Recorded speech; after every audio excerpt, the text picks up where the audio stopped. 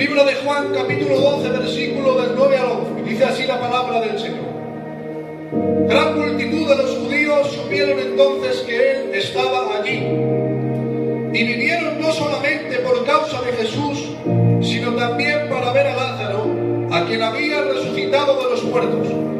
Pero los principales sacerdotes acordaron dar muerte también a Lázaro, porque a causa de él muchos de los judíos se apartaban y creían en Jesús. Amén a su palabra. Lo primero que me llama la atención de esta historia es que habla de un tal Lázaro. ¿Pero quién era Lázaro? Lázaro era amigo de Jesús. Lázaro, hermanos míos, era su amigo. Y el Señor, según leía esto, nada más leerlo, el Señor me hablaba a mi vida. Y me decía, es mejor ser amigo del Señor que ser discípulo. Es mejor ser amigo del Señor que ser profeta. Es mejor ser amigo del Señor que ser pastor. Es mejor ser amigo del Señor, hermanos míos, que cantar en un coro. Porque déjame decirles que hoy en día todo el mundo hoy va tras puestos y tras lugares, pero no son amigos del Señor, sino todo lo contrario. Leí, hermanos, en el libro de Mateo, capítulo 7, versículo 21 al 23. Dice la Biblia, no todo el que dice, Señor, Señor, entrará en el reino de los cielos, sino el que hace la voluntad de mi Padre que está en los cielos. Dice, muchos me dirán aquel día, Señor, Señor, no profetizamos en tu nombre, y en tu nombre echemos fuera demonios, y en tu nombre hicimos milagros, y entonces yo les declararé, nunca os conocí, apartaros de mí, hacedores de maldad. Nunca os conocí. Quedaros con esta palabra. Gloria a Dios. Pero echaban demonios. Pero hermanos míos, dice la Biblia que se presentaron de él diciendo que echaban demonios, que le decían Señor, Señor. Pero hay una palabra y dice, y nunca os conocí. El Señor está buscando un pueblo que le conozca. Un pueblo, hermanos míos, que sea íntimo. Ay, Dios mío. Mientras Saúl con la corona se mantenía, hermanos míos, seguía siendo rey, pero Dios ya lo había desechado. Pero sin embargo había un David en el anonimato, un David, hermanos míos, que tocaba el arpa y que cantaba salmos y que se levantaba de madrugada para adorar al Señor. Y yo digo una palabra, hoy todo el mundo va tras puestos, todo el mundo va tras lugares, todo el mundo va tras cargos, pero se han olvidado de la esencia, se han olvidado, hermanos míos, de que esto no va a tener cargos ni tener puestos, sino de ser amigo del Señor Jesús. Ser amigo de Él. Eso es lo que quiere Dios para nuestra vida. Eso es lo que Dios quiere para nosotros, que seamos amigos de Él.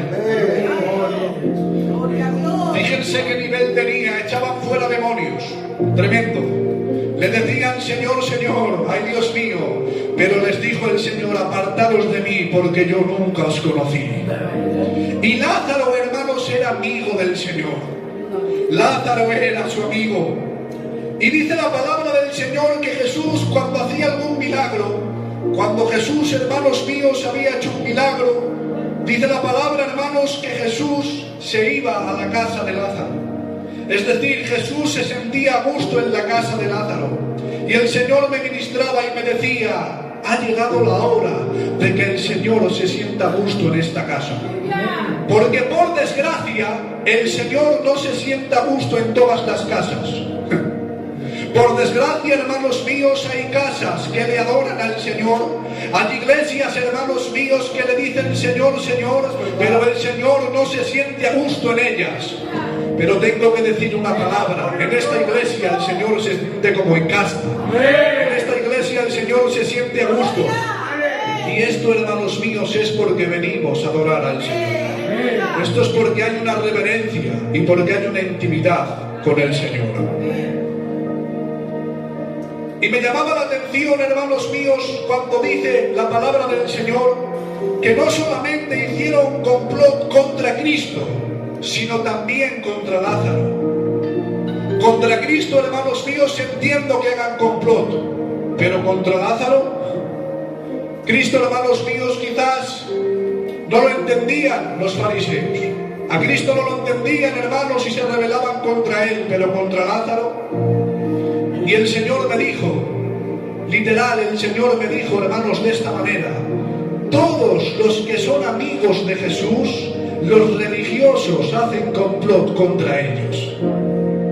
Todos los que se parecen a Cristo, la religiosidad hace complot contra ellos. Dice la palabra del Señor en el libro de Mateo, capítulo 14, del 1 al 2. Herodes, cuando vio a Jesús, dijo: es Juan. En aquel tiempo Herodes, hermanos míos, oyó la fama de Jesús y dijo a sus criados: este es Juan el Bautista, que ha resucitado de los muertos, y por eso actúa en él estos poderes. Hermanos míos, Herodes ya había acabado con la vida del profeta. Herodes, hermanos míos, ya había matado a Juan el Bautista. Y cuando dice la Biblia que Herodes alza la mirada, hermanos, y ve a Jesús, dice la palabra del Señor que dijo: es Juan, que ha resucitado de los muertos. ¡Gloria a Dios! Y la verdad, hermanos míos, que esto a mí me llamaba la atención de una manera poderosa, porque podía contemplar, hermanos míos, que los religiosos no solamente hacen complot contra Cristo, sino que también hacen complot, hermanos míos, contra aquellos que el Señor ha llamado, contra aquellos que el Señor, hermanos míos, son sus amigos. La lucha va a estar. La religiosidad va a hacer complot contra ti. Si te pareces a Jesús, sepas que el enemigo se va a levantar en contra de tu vida. Sepas que el enemigo se va a levantar en contra de tu casa. Sepas que la religiosidad se va a levantar en contra de aquellos, hermanos, que guardan la palabra. Por eso hoy en día, hermanos míos, aquellos que han nacido de nuevo no caben en las iglesias. Por eso hoy en día, hermanos míos, aquellos que han tenido un encuentro con Jesús no caben en las iglesias. Por eso hoy en día, hermanos míos, aquellos que doblegan su rodilla todos los días no caben en las iglesias, hermanos, porque no lo entienden. Se vive, hermanos míos, son tan conformistas y se vive tan pobremente espiritualmente que no entienden aquellos, hermanos, que el Señor ha diseñado, que no entienden aquellos que se parecen a Cristo, que no entienden aquellos que son íntimos del Señor. Pero yo digo una palabra en esta tarde: el Evangelio consiste en ser su amigo. El Evangelio no consiste, hermanos míos, en tener cargos. El Evangelio no consiste, hermanos míos, en pasar de diácono a candidato, de candidato a pastor, de pastor a obrero. No, el Evangelio consiste, hermanos míos, en ser su amigo, en tener intimidad con él. En esto consiste el Evangelio. Nos han mentido, hermanos, si eres más grande, cuando has pasado de candidato a obrero, de obrero a pastor, de pastor a responsable, de responsable a obispo. Nos han mentido. Nos han mentido, hermanos míos. La grandeza consiste en ser su amigo. La grandeza consiste, hermanos míos, en levantarse de madrugada para adorarle. Por eso era más grande David, hermanos, cuidando las ovejas. Era más grande David que Saúl con la corona. Era más grande David, hermanos, porque se levantaba de madrugada, porque adoraba al Señor, porque le decía: Señor, aquí estoy de madrugada. Pero sin embargo Saúl le dijo: Señor, honrame delante de los hombres. Aquí hay muchos en las iglesias que solamente le interesa que sean honrados delante de los hombres, pero tengo que decir una palabra: tú sé íntimo de Dios, sé íntimo de Dios, porque en esto consiste la grandeza. Gloria a Dios. En esto consiste la grandeza de los hijos de Dios, en ser su amigo. Pero dice la Biblia que Lázaro tenía una enfermedad de muerte, y el Señor me decía que seamos su amigo. Esto es muy fuerte. Que seamos su amigo no nos priva de pasar por enfermedad. Que seamos su amigo, hermanos, no nos priva de pasar por momentos difíciles en la tierra. Que seamos su amigo no nos priva de pasar por lutos. Que seamos su amigo no nos priva, hermanos, de pasar por problemas y por circunstancias difíciles. Señor. Dice la Biblia en el libro de Juan, capítulo 11, leemos del 1 al 6. Estaba entonces enfermo uno llamado Lázaro de Betania, la aldea de María y de Marta su hermana. María, cuyo hermano Lázaro estaba enfermo, fue la que ungió al Señor con el perfume y le enjugó los pies con sus cabellos. Enviaron pues las hermanas para decir a Jesús: Señor, he aquí el que amas está enfermo. Oyéndolo Jesús dijo: esta enfermedad no es para muerte, sino para la gloria de Dios, para que el Hijo de Dios sea glorificado por ella. Y amaba Jesús a Marta, a su hermana y a Lázaro. Cuando oyó pues que estaba enfermo, se quedó 2 días más en el lugar donde estaba. Y el Señor, hermanos, me decía que seamos íntimos, que seamos amigos de Él, no nos priva de pasar por enfermedad. Que seamos su amigo no nos priva de pasar por problemas en la tierra. Que seamos, hermanos míos, íntimos de Él no nos priva. El Señor dijo: en el mundo tendréis aflicción. En el mundo tendréis aflicción, pero dice la Biblia: pero confiad, yo he vencido al mundo. Luego esto me enseña, hermanos, que Jesús tiene el control de nuestra vida. Jesús, hermanos, tenía el control de esta situación. Y cuando el Señor nos permite pasar por un problema, por una enfermedad, hermanos, por una circunstancia que no entendemos, el Señor tiene el control de nuestra vida. Luego, ¿por qué el Señor permite pruebas en nuestra vida? Porque el Señor permite luchas, hermano Gran. Porque el Señor permite que a veces miremos al cielo y digamos: Señor, no entiendo lo que estoy pasando. ¿Por qué lo permite? Únicamente y exclusivamente para sacar virtud de sus hijos. Nos ama mucho. Y Él sabe, hermanos míos, que tenemos que ser probados. Él sabe, hermanos míos, que el crecimiento consiste en pasar por la prueba, por pasar por el desierto, por pasar, hermanos míos, por la prueba. Y el Señor a veces permite, hermanos míos, que pasemos por problemas. Pero cuando el Señor se acerca, dice la palabra del Señor, hermanos míos, que Marta y María se acercan donde Jesús, hermanos, y le dice: si hubieras estado aquí, mi hermano no hubiera muerto. En otras palabras, le estaba diciendo: has llegado tarde a la vida. Él era la vida, hermanos, y le estaba diciendo a Marta y María: has llegado tarde. Pero yo creo que realmente no sabían bien a quién se lo estaba diciendo, porque Jesús, hermanos, se queda mirándoles y les dice: tranquilas, que esta enfermedad no es para muerte, sino para que el Hijo de Dios se lleve toda la gloria. Acompañarme. Y ahora, hermanos míos, entrar conmigo. Jesús, dice la palabra del Señor, que empieza a caminar. Y, hermanos míos, cuando empieza a caminar, se pone delante del sepulcro. Y cuando se pone delante del sepulcro, dice la palabra del Señor, hermanos, que dice: quitad la piedra. Quitad la piedra. Yo creo, hermanos míos, que los que quitaron la piedra estarían llenos de fe. Y yo creo, hermanos, que el Señor sabía bien a quién se lo tuvo que decir. Porque no todos, hermanos, se atreven a quitar la piedra.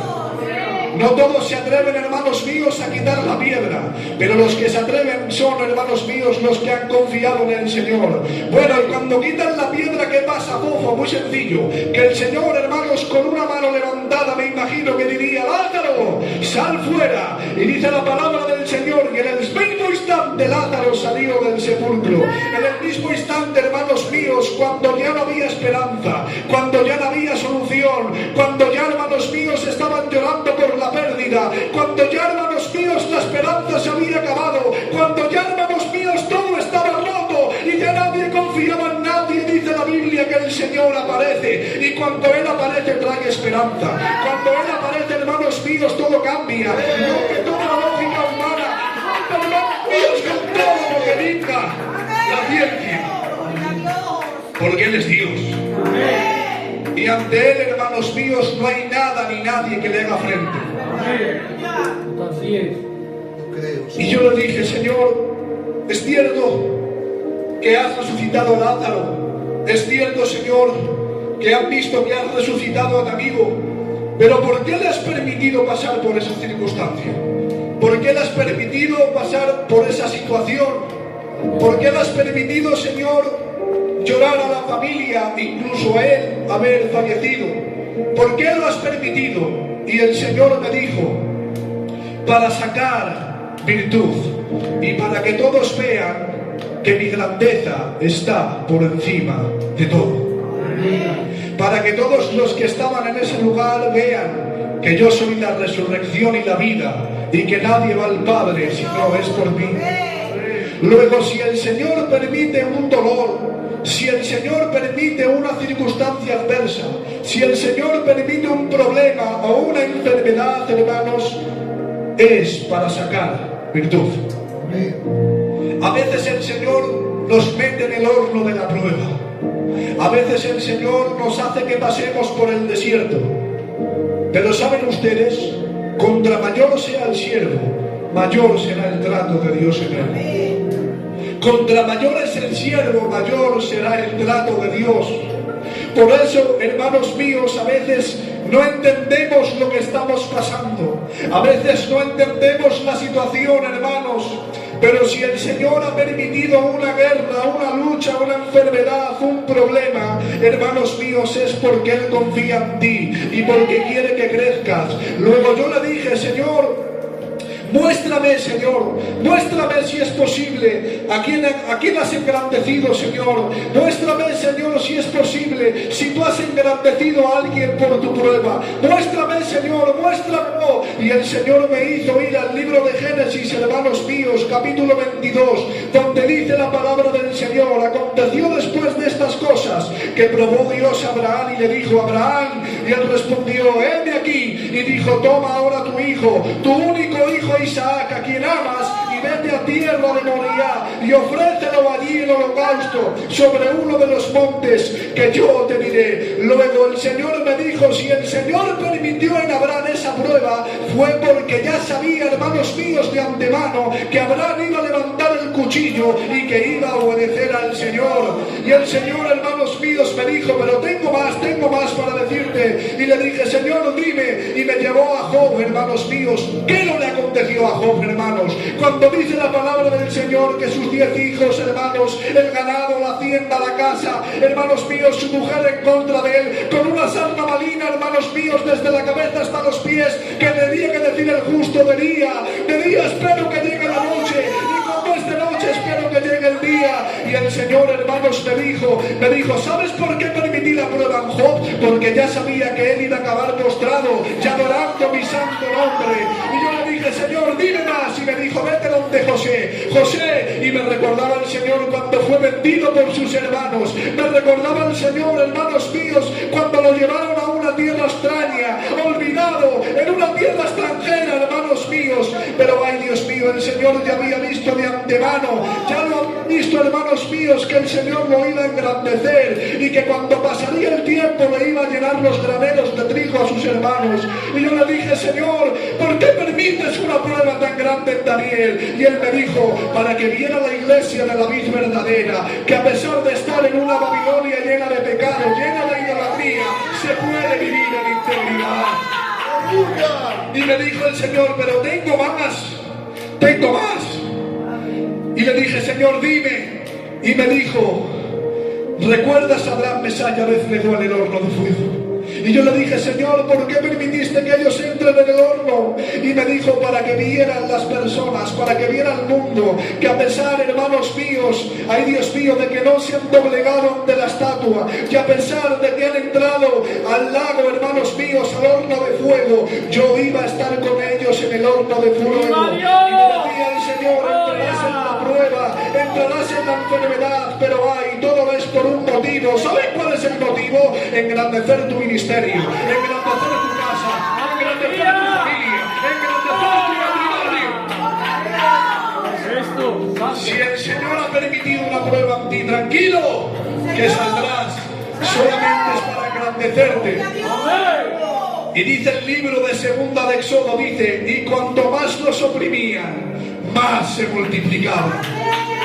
El Señor permitía que Faraón se hiciera fuerte, pero ay Dios mío, cuanto más los oprimían, cuanto más hermanos míos los menospreciaban, cuanto más hermanos míos les golpeaban, cuanto más hermanos míos les ponían servidumbre, dice la Biblia que ellos más se multiplicaban. Luego te digo una palabra en esta tarde: sigue adelante, sigue adelante.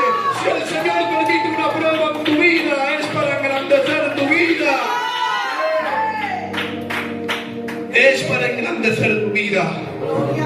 Cuando el Señor permite algo en nosotros, cuando nos hace, hermanos, mirar al cielo y decir: Señor, no entiendo la situación, Señor, no entiendo lo que estoy pasando, Señor, me has metido en el horno de la prueba y parece ser que no veo tu mano, no veo el cielo, se nubla de bronce. Ay Dios mío, tengo que decirte esta palabra: Dios te está tratando, Dios te está probando como el oro, para que guardes tu integridad y para que engrandecer tu vida, para engrandecer tu matrimonio y para engrandecer tu casa. Porque este es el Dios que tenemos. Dios, hermanos, que a veces permitirá que pasemos por la prueba, con único motivo, exclusivamente, engrandecer a sus hijos. A veces el Señor permite que el enemigo se haga fuerte